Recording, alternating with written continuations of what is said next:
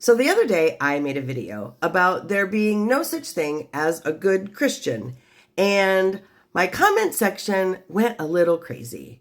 I wound up with two very distinct threads of where the conversation went, and they were interesting enough that I made reply videos to the comments that led to another, to another, to another. So I've included the two threads in this video just so you can sort of see where they went and follow the whole conversation. I thought it was interesting, and maybe you will too.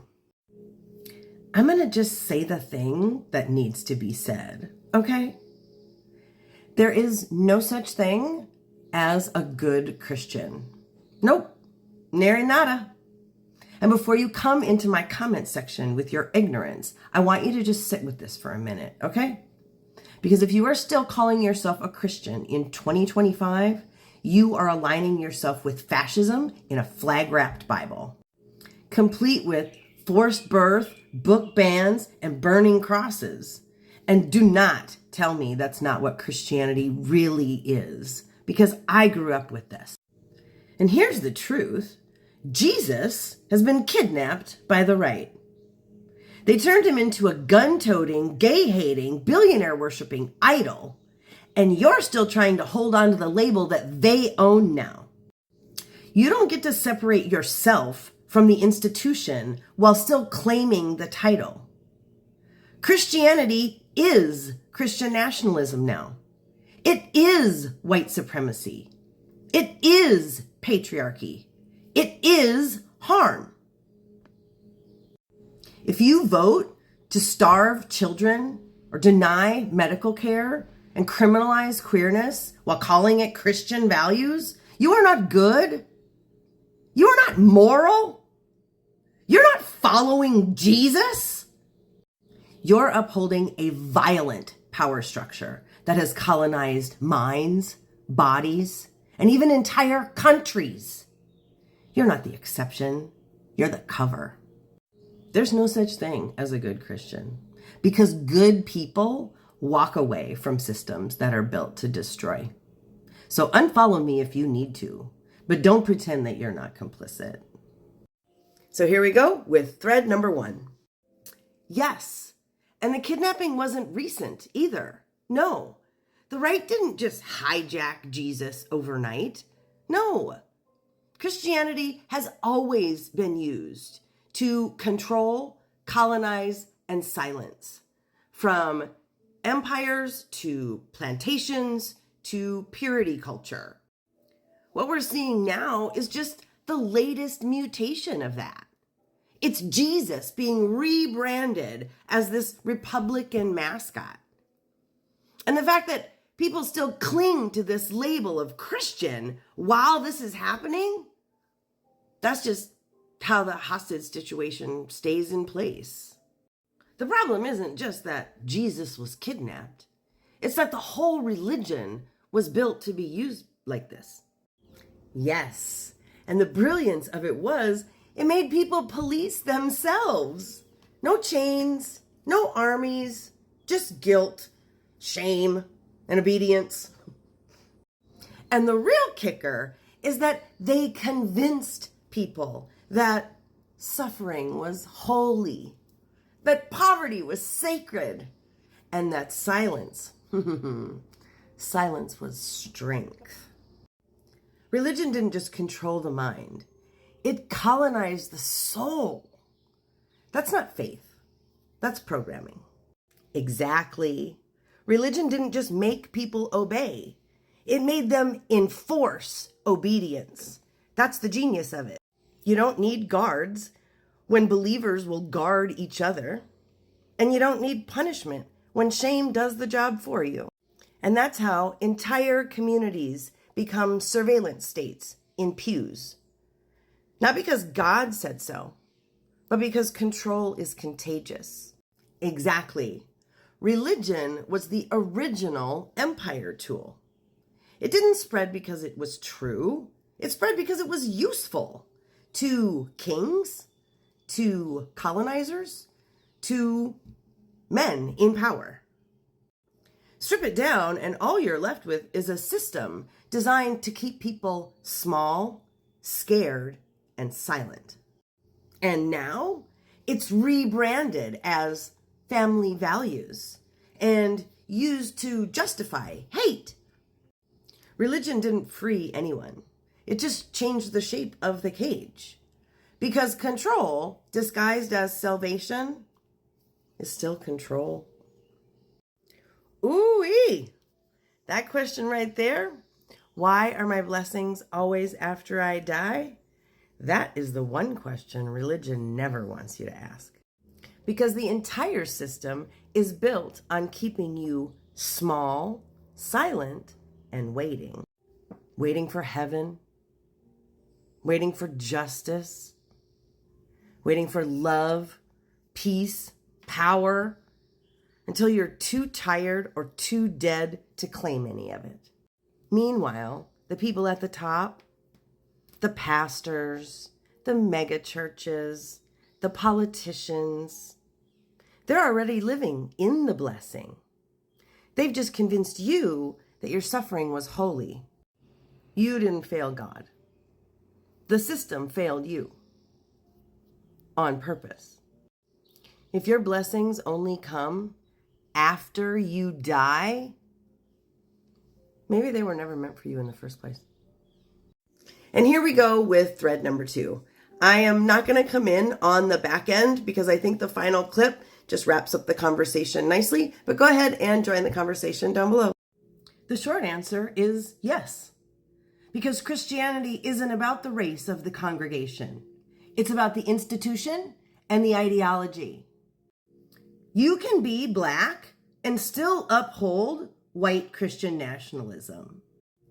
You can be a part of a historically Black church and still preach patriarchy, homophobia, and obedience to a system that was built to oppress you. It's not about skin color. It's about what you're choosing to align yourself with. If your Black church is using the same dogma that the GOP uses to control people, then yes, it's part of the same machine. I don't know what part of this is so hard to understand, but you don't have to be white to be a white supremacist. Also, you're really kind of proving my point that there is no such thing as a good Christian. The fact that your only defense is, what about Black churches? While simultaneously ignoring the mountain of harm that has been done by the Christian right, just goes to show how very deep the denial goes. If your church isn't part of all that, why do you need to try so hard to defend this label? Christianity was never the religion of Black people. They weren't practicing Christianity in Africa before they were stolen and brought here. Christianity was forced on Black people along with everything else they endured in slavery. The fact that there are any Black people that still identify as Christian is always shocking to me. This is classic gaslighting. Yeah, it's a derailing tactic wrapped in fake logic. You're not confused. You're just trying to confuse the issue and weaponize the word racist as a shield to avoid accountability. But let's go ahead and take a minute and answer your questions anyway, shall we? So, why aren't they just called nationalists? Because they're not just nationalists. They're white. They're Christian. And they want to control the country using both. White Christian nationalism is a term because it describes a very real and documented political ideology. It's not a guess or some sort of insult. It's called white because it's built on maintaining white dominance. It's called Christian because it uses religion to justify that dominance. And it's called nationalism because it's about controlling the nation using that lens. And if that makes you uncomfortable, good. It should. White Christian nationalism is the polite term. But hey, if Nazi offends you less, take that up with history. Or maybe just your local fascist. Exactly. White doesn't just mean skin color. It's a political and cultural identity that's rooted in dominance. White Christian nationalism isn't about every white person. It's about a system built to uphold whiteness as the norm, as superior, as ordained by God. That's why people of color can still uphold white supremacy. It's cultural. It's systemic. It's programmed. If someone doesn't understand that, they're either not paying attention or they're protecting the system. Let's clear something up, because a lot of people still don't seem to get this. When we talk about white in a system like white Christian nationalism, we're not just talking about a skin color. We're talking about a culture, a political identity, a system of control. Whiteness as a culture was built to maintain dominance, to decide what's normal, what's civilized, and what's holy. It's why you can be a person of color and still uphold white supremacy. Because it's a belief system, not just a pigment. White Christian nationalism is the weaponization of that system. It says God is white, morality is Christian, and power belongs to us. It's not about individual whiteness. It's about what whiteness has been trained to protect. So if that makes you uncomfortable, maybe it should.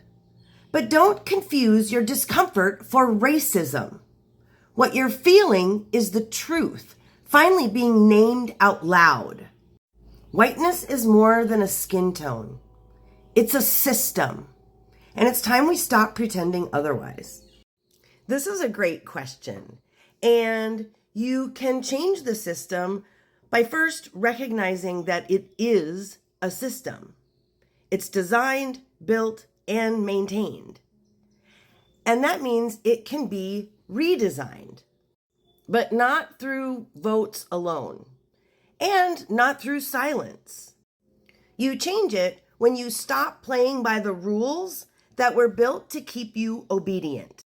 When you stop confusing politeness with peace, and when you start creating outside of the system instead of just begging to be included in it. This isn't about reform. This is about replacement. You burn it all down and build something better.